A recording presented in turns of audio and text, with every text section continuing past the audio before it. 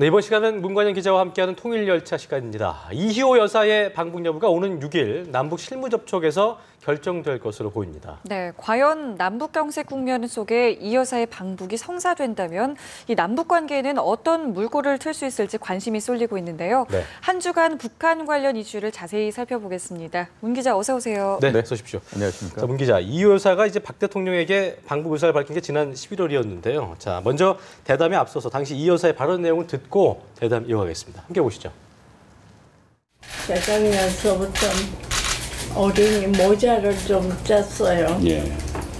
그것이 있기 때문에 대통령께 만나 뵀을 때 그 말을 했어요. 예. 북한에 가고 싶다고. 자, 북한에 가고 싶다는 이 여사의 말을 함께 보셨는데요. 자, 어쨌든 뭐 이 여사의 방북에 대해서 우리 정부도 적극적으로 지원하겠다 이 입장을 밝혔는데 어쨌든 뭐 그 이 여사의 방북 성사 전망 어떻게 좀 봐야 될까요? 네, 모레 이제 개성에서 남북 실무 접촉이 이제 일주일 만에 다시 열리게 되는데요.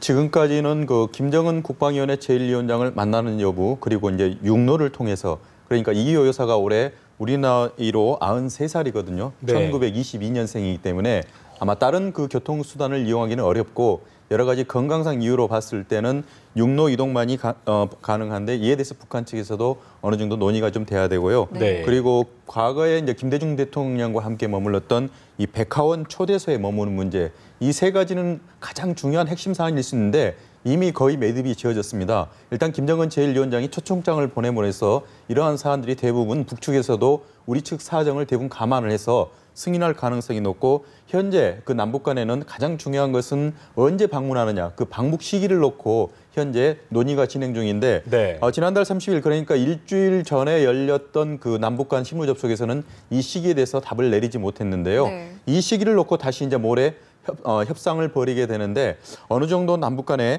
합의가 이루어진다면은 가능하다면은 이번 달 안 늦어도 이제 8월 8일로 이전 3박 4일 일정으로 이희호 여사가 이제 평양을 방문할 가능성이 높고 김정은 제1위원장을 만날 가능성은 일단 높다 이렇게 현재 보고 있습니다. 그렇군요. 그 북한이 일단은 좀 순순히 응하는 모습을 보여주고 있는데요. 왜 그런지 거기에 대해서는 좀 어떻게 분석을 해볼 수 있을까요?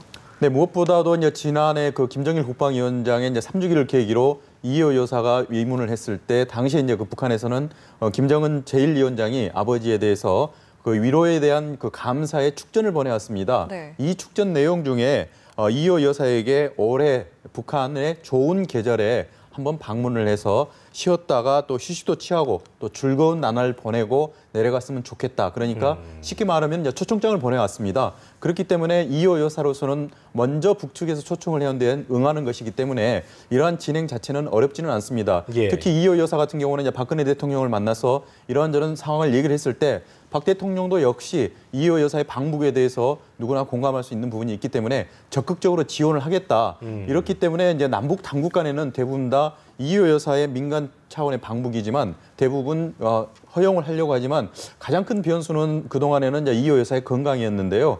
이런 건강을 고려해서 적절한 이제 시기를 고르는 것이 굉장히 어려웠었습니다. 하지만 이제 지금 두 차례 만약에 다음 주 월요일 날 만나게 된다면은 계절적으로는 그 나쁜 계절은 아니기 때문에 이동하는 데는 크게 어려움은 없을 것 같기 때문에 어느 정도는 좀 합의가 쉽게 이루어질 것 같은데 특히 이제 북한에서 올해를 이제 겨냥을 해서 이희호 여사를 초청한 것은 물론 이제 김정일 국방위원장에 대한 위문에 대한 보답 이런 차원도 있겠지만 네. 올해가 6.15 남북 정상회담을 선언한 지 15주년이 되는 해입니다. 그러니까 북한에서는 매년 5년, 10년 이렇게 꺾어지는 해, 이 정주년을 맞이해서 모든 행사들을 이제 성대하게 해왔었는데 네. 일단 그 6.15 행사는 북한 측과 우리가 남북이 공동으로 개최하려고 했지만 일단 무산이 된 상태이지만 아직도 이제 8.15라는 이러한 그 행사가 남아 있고 이런 행사를 통해서 북한에서는 그 당국 간에는 현재 남북 관계가 경색이 돼서 전혀 현재 교류가 이루어지지는 않지만 민간인 이희호 여사를 끌어들임으로 인해서 뭔가 민간을 통해서 교류에 대한 중요성을 강조해서 우리 정부에 대해서 압박을 하려는 그런 효과도 노릴 수가 있고요. 일단 그 8월 달 같은 경우에는 한미 군사훈련이 또 열리기 때문에 이러한저런 상황을 고려를 했을 때 평화적인 남북 간의 무드를 조성할 경우에는 한미연합 군사훈련에 대해서 어느 정도는 이제 그 브레이크 장치, 그러니까 제동 효과를 가져올 수도 있지 않겠냐, 이런 정치적인 선전 효과도 있다는 것이 북한 측으로서는 여러 가지 고려가 됐을 걸로 현재 보입니다.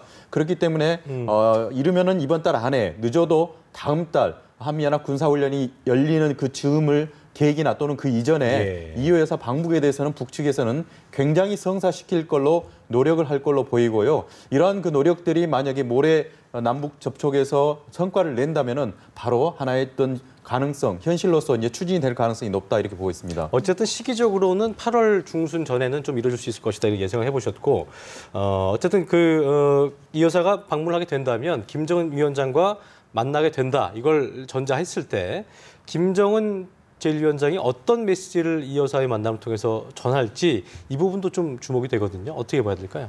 네, 맞습니다. 지금 그 당사자들, 그러니까 김대중 대통령과 김정일 국방위원장, 그러니 2000년 6.15 정상회담에 서명을 했던, 그리고 이 서명을 만들어냈던 주역들은 이제 역사 속으로 사라졌는데요. 김정은 제1위원장과 그리고 이호 여사 같은 경우에는 그 김대중 대통령과 김정일 국방위원장의 뜻을 누구보다도 잘 아는 그러한 후계자라, 이렇게 볼 수가 있는데, 이호 여사 같은 경우를 이제 평양으로 불러들임으로 인해서 6.15 정상회담의 그러한 그 감동을 다시 재현할 수 있지 않겠냐, 이런 것이 지금 북측에서 노리는 효과 중에 효과라고 볼 수가 있겠는데요. 이름으로써 현재 남북 간에는 여러 가지 이유, 특히 한미 군사훈련이나 북측에서 내세우는 이유가 있는데요. 이러한 이유들에 대해서 우리가 어느 정도 납득을 할 수 없는 부분들도 많이 있습니다. 하지만 북측에서는 이러한 제거 장애물을 뛰어넘어서 남북이 다시 6.15 때 손을 잡았던 것처럼 다시 교류 협력을 해야 된다는 게 현재 북한 측의 입장이다, 이렇게 볼 수가 있는데요. 우리 측으로서는 그동안에 이제 천안함이나 그리고 연평도 폭격 같은 이런 부분에 대해서 북측에서 분명히 진정성 있는 사과하는 모습을 보여줘야지만이 북한과 이제는 다시 교류를 할 수 있다는 이런 입장이기 때문에 이 부분에 대해서 계속 장애물이 있어서 대화 협력이 이루어지지 않고 있는 건데, 민간 차원에서 북측에서 먼저 손을 잡고 우리 정부를 압박을 할 경우에 당국 간의 교류 협력에 어느 정도 속도를 낼 수 있지 않겠냐. 북측에서는 이런 정치적인 목적을 노리고 있다, 이렇게 볼 수가 있는데, 그런 목적이 있다면은 이호 여사에게는 6.15 공동선언의 그 중요성을 강조하는 여러 가지 표현을 할 수가 있겠습니다. 그러니까 남북이 이제는 하나가 돼야 된다. 그리고 외세로부터 좀 자유로운 교류 협력을 해야 된다. 이런 여러 가지 메시지를 내놓지 않을까, 이렇게 현재 내다보고 있습니다. 서로 간에 좀 양보를 좀 원하지 않을까 싶은 생각이 드는데요. 아무튼 지켜봐야겠네요. 자, 그런가 하면 이제 최근에 북한의 고위 간부들이 망명을 했다라는 소식이 잇따라 들려오고 있는데요. 보니까 북한 연구원이 생체 실험 자료를 가지고 망명했다라는 것도 있고요. 또 1차 남북 국방장관 회담에서 차석 대표를 맡았던 고위 간부가 망명을 했다라는 얘기도 있는데, 지금 이런 소식들의 진위 여부가 좀 확인이 됐습니까? 네, 최근 들어서 갑자기 이제 북한을 이끄는 이제 세 가지 기구가 있는데요. 당정군이라고 이렇게 이제 우리가 표현을 하는데요. 군에 있어서는 그 장성, 북한식으로 표현하면 장령이 탈북을 했다. 그리고 또 노동당 39호실, 그러니까 북한의 지도자들의 통치 자금을 관리하는 그런 최고 핵심 기구의 실무자가 또 탈북을 했다, 망명을 했다. 이러한 여러 가지 지금 측 또는 여러 가지 추측성 기사들이 현재 굉장히 난무를 하고 있는 상태입니다. 그래서 저희들도 여러 가지 확인을 했었는데, 심지어는 그 박재경 인민군 대장이 탈북을 해서 망명을 했다, 이런 보도까지 나왔었는데요. 현재 그 화면에서 보시는 인민군 장령 박재경인데요. 아시는 분들은 아시겠지만 1968년대 당시에 그 김신조 목사와 함께 청와대 격파를 폭파하기 위해서 1, 2사군 특수부대원으로서 서울에 침투했던 사람입니다. 그렇지만 유일하게 살아서 북한으로 돌아갔고 북한에서 군부에서 승승장구를 해서 결국은 인민군 대장까지 올라가서 2000년과 2007년에는 총이 아닌 이제는 칠보산 송이를 들고 김대중 대통령, 노무현 대통령을 찾아왔었습니다. 그렇기 때문에 우리 남한에는 매우 잘 알려진 인물인데, 최근에 여러 가지 소문에 의하면은 이 박재경 인민군 대장이 망명을 했다, 이런 소리가 있었습니다. 그래서 제가 김신조 목사하고 직접 통화를 해봤습니다. 만약에 이제 박재경 대장이 망명을 해서 서울에 들어온다면은 누구보다도 김신조 목사와 먼저 접촉할 가능성이 있는데요. 김신조 목사님도 하시는 말씀이, 본인도 만약에 박재경이 서울에 온다면은 가장 먼저 만나고 싶고, 또는 이제 국가정보기관에서도 그러한 만남을 주선할 가능성이 있지만 전혀 그런 기미가 없다는 것이 현재 김신조 목사님의 확인이거든요. 예. 그렇기 때문에 이제 박재경 인민군 대장의 망명설은 전혀 근거가 없는 거다 이렇게 볼 수가 있고요. 그 이후에 나온 것이 박승원 북한 인민군 상장, 그러니까 북한으로 말하면 별셋, 우리로 말하면 중장에 해당하는데요. 예. 이 박승원 상장도 역시 남한을 왔다 간 경험이 있습니다. 2000년도에 남북 국방장관 회담을 하면서 북한에서 13명의 대표단이 내렸었는데요. 당시에 차석 대표로 내려와가지고 제주도에서 남북 국방장관 회담에 참여했던 사람인데 네. 박승원 상장이 또 탈북을 해서 망명을 해서 현재 제3국 대사관을 통해서 서울에 들어와 있다. 이런 또 보도가 나오고 있는데요. 이에 대해서도 좀 확인을 해본 결과 상당히 신빙성이 떨어진 걸로 현재 정부 당국자는 현재 부인을 하고 있습니다. 아직 박승원 상장의 망명 여부는 아직까지는 구체적으로 최종적으로는 확인이 되지 않았지만 현재까지 제가 확인해 본 바로는 아직은 근거가 없다. 이렇게 근거가 좀 없다. 표현할 수가 있겠습니다. 어쨌든 그 해외 근무 중인 북한 간부 200여 명도 귀국 명령을 거부했다. 이게 이 이유가 장성택의 처형 이후에 김정은의 공포 정치 이거에 대한 이제 북한 내부에서 부작용이 나온 게 아니냐 이런 분석이 많이 나오고 있거든요. 이 부분은 어떻게 좀 분석하십니까? 네, 해외에 근무하는 북한 당국자들이 200명 정도가 집단으로 그 중앙 당국에 본국으로부터 지시를 갖다 이렇게 항명하고 거부하고 있다면은 굉장히 큰 이슈가 될 가능성이 네. 높습니다. 그런데 네. 현재까지도 그 역시 그런 주장 역시도 확인이 되고 있지는 진위 여부 않습니다. 확인되지 않았다. 네, 북한에서는 통상적으로 외교관이나 해외 주재원 같은 경우에는 대부분 가족, 어린 자녀들을 인질로 평양에 남겨놓기 때문에 해외에 나가 있다 하더라도 물론 물리적으로는 거리감이 있다 하지만 현실적으로는 북한에서 여러 가지 제도적인 장치를 마련해놨기 때문에 네. 망명뿐만이 아니라 사소한 지시를 어긴다는 것도 쉽지가 않다는 것이 탈북자들의 많은 증언입니다. 네. 그렇기 때문에 200명이나 되는 해외에서 근무하는 공관원들이 북한 중앙정부로부터 본부로부터 지시가 왔는데 거부하고 돌아가지 않고 있다고 하는 것은 상당히 굉장히 우리로서는 납득할 수 없는 그러한 또 근거 없는 주장이지 않을까 이렇게 보고 있습니다. 네, 지금 말씀해 주신 걸 들으니까 망명설, 또 입국 거부설은 확인이 되지 않았고 자 이런 가운데 북한이 이제 최근에 외국인 관광객 유치를 위해서 굉장히 힘을 쏟고 있다고 하는데요. 저희가 이와 관련한 리포트를 좀 준비를 했는데 리포트를 보고 다시 이야기를 좀 나눠가겠습니다. 평양의 일각에 거연히 일떠선 항공 역사는 우리의 멋, 우리의 특성, 우리의 민족성이 살아나면서도 새 세기의 요구와 국제적 기준에 부합되게 꾸려졌습니다. 세계적 추세가 반영되면서도 주체성, 민족성, 독창성이 잘 나타나고 있습니다. 지금 신청사의 모습이었던 것 같은데 뭐 상당히 관광객들을 위해서 공을 쏟은 모습을 저희가 영상으로 좀 확인할 수 있었던 것 같아요. 네, 지금 그 보신 화면이 이제 네. 북한으로 통하는 이제 관문이라고 할 수 있는 평양 국제공항의 모습인데요. 저 같은 경우는 이제 10년 전에 당시에 순환공항을 직접 방문을 한 적이 있습니다. 네. 평양을 방문하기 위해서는 당연히 비행기를 타고 갈 경우에는 이 순환공항에 이제 착륙을 하는데 그때 제가 느꼈던 느낌은 우리 기차로 굳이 표현하자면은 시골 간이역 같은 느낌. 간이요. 네, 그렇습니다. 이 청사가 당시에는 매우 좁고 그리고 2층 건물인데요. 덩그랗게 있는 그 건물 위로 김일성 초상화가 있고 평양이라는 이런 그 글자 말고는 아직도 이제 기억이 나는 게 별로 없고 다만 너무 이 국제공항으로서는 작다는 느낌 그리고 예. 노후돼 있다는 이런 느낌들을 많이 받았었는데요.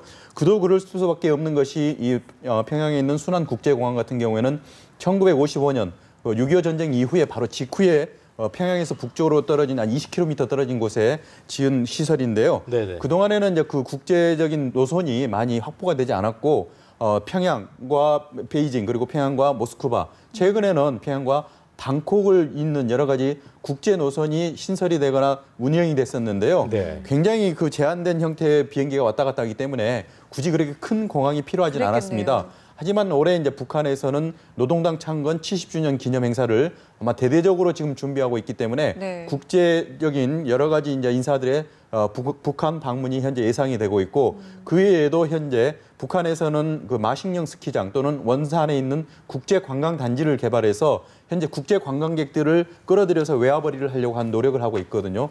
그런 목적들을 위해서라면은 현재 있는 그 순환공항의 시설로는 좀 부족하다 느꼈고 이미 이제 김정은 제1위원장 이전에 3년 전에 이제 이미 지시가 내려져서 이 순환국제공항의 규모를 국제청사를 갖다가 새롭게 지으라고 지시를 했었습니다. 그렇기 때문에 김정은이 직접 중간중간에 방문을 해서 네. 여러 가지 점검을 했고 이 점검 과정에서 우리가 잘 알려져 있는 마원춘이라고 현재 그 북한에서는 마이더스의 손이라고 모든 김정은 시대에 들어와서 건축물들을 설계를 하고 치적을 했던 그러한 그 당사자인데요. 예. 이 정작 마원춘이 김정은에게 어떤 그 질책을 받고 시골에 있는 양강도 농장으로 지금 현재 추방이 된 상태입니다. 네. 그 이유는 김정은 제1위원장이 국제 손님들을 맞이하기 위해서 뭔가 이제 북한의 특징을 나타내는 민족성을 좀 강조하고 주체성을 강조하고 독창성을 강조할 수 있도록 순환국제공항 청사를 지으라 그랬었는데 중국에 있는 어느 공항 모습을 그대로 갖다가 본땄다는 것이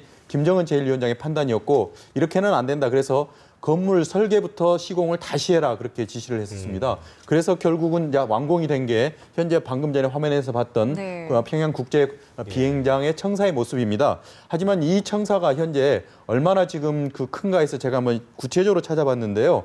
우리가 그 공항에 가면은 그 탑승구라고 있습니다. 네. 비행기를 타기 위해서 이동을 해서 결국은 입구에 있는 이 탑승구가 현재까지 확인된 바로는 평양국제공항에 있는 탑승구는 3개밖에 확인이 안 되고 있습니다. 우리 쉽게 말해서 인천국제공항 같은 경우에는 50개 가까이가 되거든요. 그렇죠. 그렇기 때문에 규모가 10배 이상의 이제 인천국제공항이 가지고 있다 이렇게 볼 수 있는데 북한에서는 현대식으로 그리고 또는 국제 규격에 맞게끔 굉장히 큰 시설로 평양국제공항을 지었다고는 하지만 우리 기준이나 국제적인 기준으로 봐서는 과연 그 수준에 미칠 수 있을까 예. 이런 또 의문점이 생기고 있습니다. 나오는 화면에 의하면 그래도 우리나라의 지방 국제공항 정도 수준 되는 것 같다는 생각이 드는데 어쨌든 공항만 짓는다고 해서 다 끝나는 거 아니잖아요. 일단은 공항에서 어디 관광지로 이동도 해야 될 테고 이런 교통 인프라 같은 것들도 잘 갖춰져야 될 텐데 이런 부분들은 좀 잘 갖춰져 있나요? 어떻게 좀 봐야 될까요? 네, 10년 전이지만 제가 직접 그 평양을 방문했을 때 순환공항에서 평양 시내 도심지까지 이동하는 과정에서는